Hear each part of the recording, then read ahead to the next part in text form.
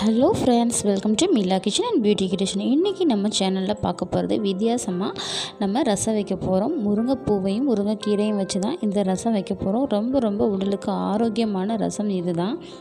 இது வரைக்கும் நம்ம சேனலை சப்ஸ்கிரைப் பண்ணாத நண்பர்களாக இருந்தால் சப்ஸ்கிரைப் பண்ணிக்கோங்க. பெல் பட்டனை கிளிக் பண்ணிக்கோங்க. ஆல் ஆப்ஷனை கிளிக் பண்ணிக்கோங்க. நான் நியூ வீடியோ போட்டோடனே உடனுக்குடன் உங்களுக்கு நோட்டிஃபிகேஷன் வந்து சேரும். முருங்கைக்கீரையும் முருங்கைப்பூ இந்த மாதிரி நம்ம சேர்த்து ரசம் வைக்கிறதுனால நமக்கு நோய் எதிர்ப்பு சக்தியை வந்து அதிகரித்து கொடுக்க இந்த ரசம் வந்து நமக்கு உதவுது. முருங்கைப்பூ ரசம் சாப்பிட்றதுனால ஏராளமான நன்மைகள் இருக்குது. ஆண்களுக்கு உயிரணுக்களை அதிகரிக்கக்கூடிய சக்தி வந்து இந்த முருங்கைப்பூக்கு இருக்குது. உடல் சூட்டை தணிக்கக்கூடிய சக்தி இந்த முருங்கைப்பூக்கு இருக்குது. பெண்களுக்கு ஏற்படக்கூடிய வெள்ளைப்படுதல் இருக்கு இல்லையா, அது எல்லாத்தையும் உங்களுக்கு சரிப்படுத்தி கொடுக்கும். இந்த முருங்கைப்பூ ரசத்தையும் முருங்கைக்கீரையும் சேர்த்து நீங்கள் ரசம் வச்சு சாப்பிடுங்க. ரொம்ப உடலுக்கு ஆரோக்கியமானது. முருங்கைக்கீரையிலையும் முருங்கைப்பூலையும் வைட்டமின் சி இருக்குது, இரும்பு சத்து இருக்குது, ஜீரண சக்தி அதிகரிக்குது, குடல் பூச்சிகளை கூட உங்களுக்கு அழிக்கக்கூடிய சக்தி இருக்குது. இப்போ நம்ம ரசம் எப்படி வைக்கலான்ற பார்க்கலாம். ரசத்துக்கு தேவையான பொருட்களை தான் நான் எடுத்து வச்சுருக்கேன். சத்துக்கள் நிறைஞ்சிருக்கு. முருங்கைப்பூ வந்து இந்த மாதிரி க்ளீன் பண்ணி எடுத்திருக்கேன். அது கூட கொஞ்சம் கீரையும் எடுத்திருக்கேன். கிராமங்களெல்லாம் என்ன செய்வாங்கன்னா, முருங்கைக்கீரையை கொஞ்சம் பறித்து ரசம் வைக்கும் போது சேர்த்து போட்டுக்குவாங்க. ரொம்ப நல்லதுன்னு அவங்களுக்கு தெரியும். ஆரோக்கியமான ரசம் தான் இது. இப்போ தேவையான பொருட்களை எடுத்து வச்சுக்கோம். மிளகு சீரகத்தை இந்த மாதிரி பொடி செஞ்சு எடுத்து வச்சுருக்கோம். கருவேப்பிலை, கொத்தமல்லி, அதுக்கடுத்து மிளகாய் வத்தல், உப்பு தேவையான அளவு சேர்த்துக்கோங்க. அதுக்கடுத்து வெங்காயத்தை நல்லா கழுவிட்டு தட்டி எடுத்து வச்சுக்கோங்க. அதே மாதிரி பூண்டையும் நல்லா கழுவிட்டு தட்டி எடுத்து வச்சுக்கோங்க. இந்த மாதிரி தட்டி போகிறனால கேஸ்டபிள் ப்ராப்ளம் இருந்தாலும் உங்களுக்கு போயிடும். கடுகு, பெருங்காயத்தூள் எடுத்திருக்கேன். புளியையும் தக்காளியையும் வேக வச்சு நான் எடுத்து வச்சுருக்கேன். இந்த மாதிரி சேர்க்குறதுனால, புளி சேர்க்குறதுனால கால் வலிக்கும் சில பேர்த்துக்கு. தக்காளி இந்த மாதிரி சேர்க்கும் போது, இந்த மாதிரி வேக வச்சு சேர்க்கும் போது ரொம்ப நல்லது உங்களுக்கு. இப்போ வந்து ஒரு கடாயை வச்சுட்டு தண்ணி சேர்த்துக்கிறேன்.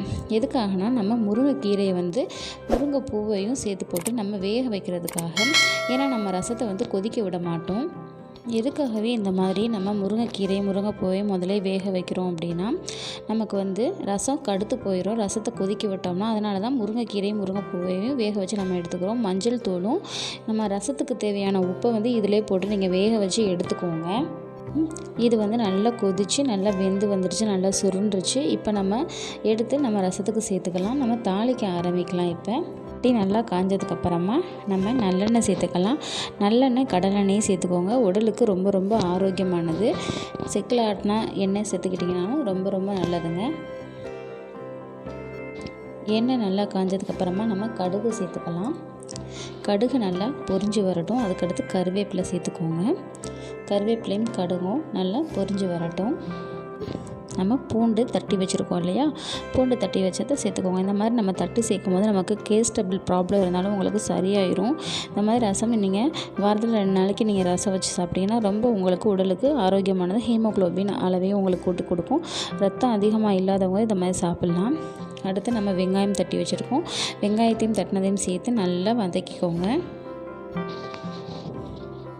இப்போது இது எல்லாமே சேர்த்துட்டு நல்லா வதக்கி எடுத்துக்கலாம். அதுக்கடுத்து நம்ம சேர்க்க போகிறது என்னென்னா, மிளகாய் வத்தல். ஒரு 4 மிளகாய் வத்தல் காரத்துக்கேற்ப நம்ம கிள்ளி வச்சுருக்கோம். அதையும் சேர்த்துக்கலாம். நல்லா வணக்கிட்டு லாஸ்ட்டாக நீங்கள் மிளகாய் வத்தலை 2 வணக்கினாலே போதும். அதுக்கடுத்து பெருங்காயத்தூள் சேர்த்துக்கோங்க. கேஸ்டபிள் ப்ராப்ளம் இருக்கவங்களுக்குலாம் ரொம்ப நல்லது. பெருங்காயத்தூள் நல்லா ஜீரண சக்தியை உங்களுக்கு கொடுக்கும். அதனால் பெருங்காயத்தூளை சேர்த்துக்கலாம். அதுக்கடுத்து மிளகு சீரகப்பொடி, இதை வந்து நம்ம அரைச்சி வச்சுருக்கோம். அதை வந்து சேர்த்துட்டு ஒரு 2 ஸ்பூன் ஆகிற மாதிரி சேர்த்துக்கோங்க. சேர்த்துட்டு நல்லா மிக்ஸ் பண்ணிக்கோங்க. இது சேர்த்ததுக்கு அப்புறமே நம்ம தண்ணியை சேர்க்கணும். நம்ம முருங்கைக்கீரையை வந்து வேக வச்சுருக்கோம் இல்லையா, அந்த தண்ணியை இதில் சேர்த்துக்கலாம். சேர்த்துட்டு அடுத்ததான் நம்ம தண்ணி சேர்க்க ஆரம்பிச்சுக்கலாம். அடுத்து நம்ம வேக வச்சுருக்கோம் இல்லையா, தக்காளியையும் புளியையும் வேக வச்சு அதை கரைச்சி எடுத்துக்கோங்க. கரைச்சி அதையும் சேர்த்துக்கோங்க. நெல்லிக்காய் சைஸ் புளி சேர்த்தாலே போதும். அது கூட தண்ணி சேர்த்துக்கலாம். அளவுக்கு வந்து நம்ம சேர்த்துக்கிட்டாச்சு. அடுத்து நம்ம கொத்தமல்லி இலைகளை தூவி விட்டுக்கலாம். நமக்கு ரசம் முறக்குட்டி வந்தாலே போதும். ரசத்தை வந்து கொதிக்க விடக்கூடாது. எப்பயுமே ரசத்தோட ப்ரொசீஜரே அதுதான். நம்ம ரசத்தை எப்பயுமே கொதிக்க விட்டோம்னா அதோட டேஸ்ட் மாதிரி கடுத்து போயிடும். டேஸ்ட்டே இருக்காது. குழம்ப கொதிக்க வைக்கிற மாதிரி ரசத்தை நம்ம எப்பயுமே வந்து கொதிக்கவே வைக்கக்கூடாது. பூவையும் முருங்கை இலையும் முதல்ல நம்ம வேக வச்சு இது கூட சேர்த்துட்டோம். முறக்குட்டி வந்தோடனே இறக்கிக்கலாம். பூ ரசம் சாப்பிட்றதுனால கிடைக்கும் நன்மைகளை பார்ப்போம். கண் பார்வைக்கு முருங்கைப்பூ ரொம்ப நல்லது. இந்த ரசம் சாப்பிட்றதுனால ஞாபக சக்தியை உங்களுக்கு அதிகரித்து கொடுக்கும். உடல் சூட்டை வந்து தணிச்சு கொடுக்கும். உங்களுக்கு உடல் பலம் உங்களுக்கு கொடுக்கும். பெரியவங்கலேருந்து சின்ன பிள்ளைங்க வரைக்கும் ரொம்ப ரொம்ப நல்லது. குழந்தைகளுக்கு ஊட்டச்சத்தாகவே இருக்குது. மூட்டு வலி இருக்கிறதுக்கு மூட்டு வலி சரியாயிடும். நோய் எதிர்ப்பு சக்தி நமக்கு இப்போ ரொம்ப ரொம்ப தேவைப்படுது.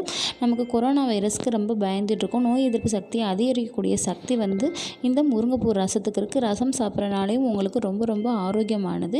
இதில் தாதுப்புகள், கார்போஹைட்ரேட்டு, தாமிரம், கால்சியம் இந்த சத்துக்கள்லாம் இந்த முருங்கைப்பூலையும் முருங்கை இலையிலே இருக்குது. சக்தி அதிகமாகவே இருக்குது. இந்த மாதிரி இந்த முருங்கை பூ ரசம் வச்சு நீங்கள் ஆரோக்கியமாக சாப்பிடுங்க. இந்த வீடியோ உங்களுக்கு பயனுள்ளதாக இருக்கும்னு நான் நினைக்கிறேன். உங்களுக்கு பிடிச்சிருந்தா உங்கள் ஃப்ரெண்ட்ஸுக்கெல்லாம் ஷேர் பண்ணுங்கள். மறக்காமல் உங்கள் ஃபீட்பேக்கை என்னோடய கமெண்ட் பாக்ஸில் சொல்லுங்கள். வீடியோவுக்கு ஒரு லைக் போடுங்க, ஷேர் பண்ணுங்கள். நம்ம சேனலை மறக்காமல் சப்ஸ்கிரைப் பண்ணி வச்சுக்கோங்க. பெல் பட்டனை கிளிக் பண்ணிக்கோங்க. நான் வீடியோ போட்டோன்னே உடனுக்குடன் நோட்டிஃபிகேஷன் உங்களுக்கு சேரும்.